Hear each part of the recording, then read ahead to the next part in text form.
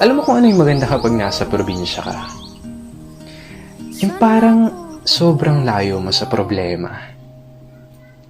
Yung manghuni ng ibon, sariwang hangin, na kahit sobrang bigat ng pakiramdam mo, kapag naranasan mo tong mga to, biglang mawawala na lang.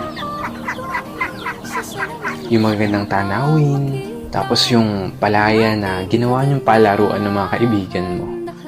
Sarap talagang mumuhay sa probinsya, no? Yung para talagang napakalayo mo sa problema. Yung parang napakalayo mo sa malupit na sistema ng mundo. Na kapag nasa probinsya ka, mararamdaman mo talaga yung halaga ng sarili mo kesa sa iba. At mapapasabi ka na lang na there's no place like home or like probinsya. At ikaw na nanonood nito ngayon, masaya ako at naparamdam ko sa'yo ang pamumuhay sa isang probinsya.